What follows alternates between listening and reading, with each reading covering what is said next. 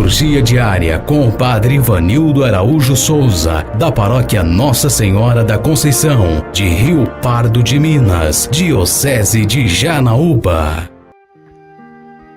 Amados irmãos e irmãs, o Evangelho de hoje está em São João, capítulo 6, versículo de 60 a 69. Naquele tempo, muitos dos discípulos de Jesus que o escutaram disseram: esta palavra é dura, quem consegue escutá-la?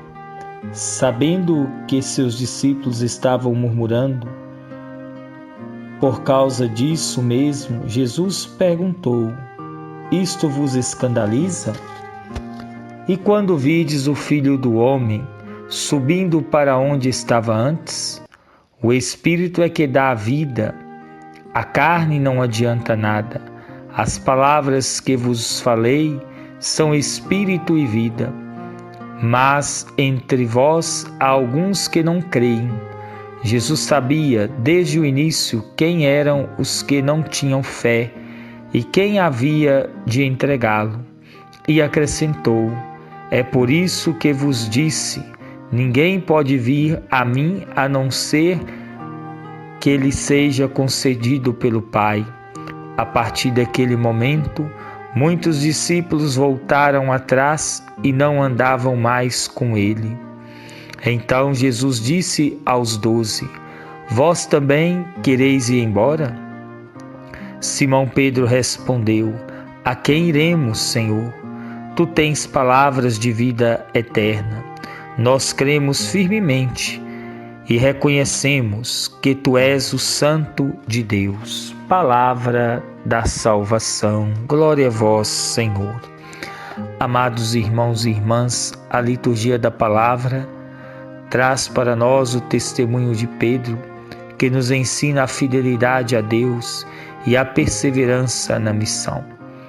O Evangelho, por sua vez, mostra a desconfiança dos discípulos diante das propostas desafiadoras de Jesus. Ser fiel a Cristo é testemunhar a ressurreição, é ser promotor da vida. Ser promotor da vida é defendê-lo, praticar as boas ações, socorrer os necessitados, ser solidário, compadecer-se do sofrimento alheio. Enfim, meus irmãos e irmãs, lutar pela vida. Jesus mostra que tudo isso é pouco diante da grandeza do Filho do Homem, da sua volta para junto do Pai, concedendo aos seus o mesmo destino. Tudo nesse mundo é relativo e passageiro. Somente o Espírito é que tem valor, porque é o Espírito que dá a vida. Por isso, queridos filhos e filhas da fé, os ensinamentos de Jesus, suas palavras são espírito e vida. E por essa razão é superior a tudo que se possa imaginar neste mundo. Quem se escandaliza com as propostas de Jesus mostra que não as entendeu e que, portanto, terá dificuldade de ir até Ele. É preciso que passe por um processo de conversão e que o Pai o capacite para entender as suas propostas. Pedro, apesar das inúmeras resistências, enquanto estava com Jesus, deu provas depois da sua ressurreição que de fato acreditava, tornando-se assim pedra que alicerçou as bases da igreja, que surgiu do anúncio e do testemunho dado por ele e por seus companheiros. Meus irmãos e irmãs, a palavra de Deus para nós, o discurso sobre o pão da vida, chega ao ponto em que até os discípulos de Jesus entram em crise, incapazes de dar um passo na fé, afastam-se. Jesus não retira nenhuma palavra do seu discurso, nem procura adocicar o assunto para torná-lo mais diligível. apesar das resistências. Jesus expõe abertamente sua verdade libertadora.